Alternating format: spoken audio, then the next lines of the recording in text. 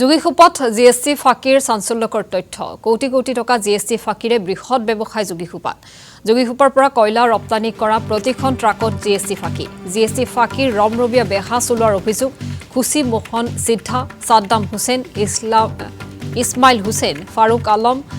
নবীন বৈষ্ণৱ নুৰুল সঞ্জয় দাস চকেট আলী হাবেল আলী ৰাহুল সিঙৰ বিৰুদ্ধে প্ৰতিখন ট্ৰাকত চৰকাৰে পাব লাগে ৫০,০০০তকৈ অধিক টকা জিএছটি কিন্তু যোগীখোপাৰ পৰা বহিৰাজ্যলৈ যোৱা ট্ৰাকৰ পৰা এটকাও জিএছটি নাপায় চৰকাৰে এই দুষ্ট চক্ৰটোৱে মাত্ৰ ২০০০ টকা জিএছটি বিক্ৰী কৰে যোগীখোপাত কম্পিউটাৰৰ দ্বাৰা জিএছটিৰ ভুৱা বিল প্ৰস্তুত কৰি চলাই আছে এই ৰমৰমীয়া বেহা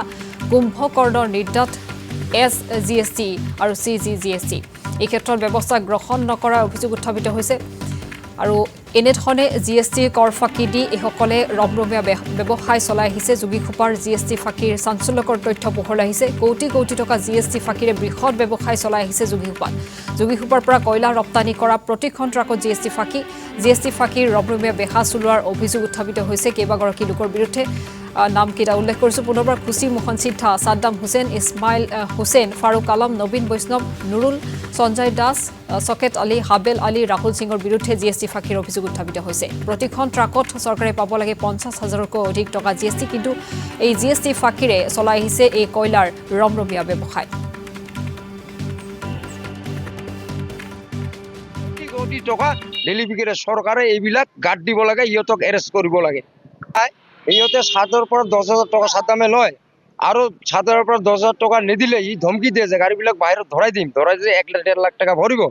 এনেকুৱা বহুত গাড়ী ধৰা পৰিছে সাদ্দামে মাফিয়া বুলিয়ে কোৱা চলে সি এইবিলাক জিএছটি নামত ভুৱা পইচা লয় ৭ৰ পৰা ১০,০০০ পৰা যোগীখোপাত এৰেষ্ট কৰিছে ৩বাৰ তথাপি ই এৰি থৈ জামিনত আহিছে কেনেকৈ সি জামিন পায় এই শুক্ৰৰ এটা মানুহ কি কেনেকৈ জামিন পায় এইবিলাক চৰকাৰক ফাঁকি দি ৭ৰ পৰা ১০,০০০ টকা লৈছে চৰকাৰক ফাঁকি দি ই কেনেকৈ জামিন পায় সি জামিন পাব নালাগে ই একচুৱেলি ইয়াৰ ফাঁচি হ'ব লাগে চৰকাৰক ফাঁকি দিয়া মানুহ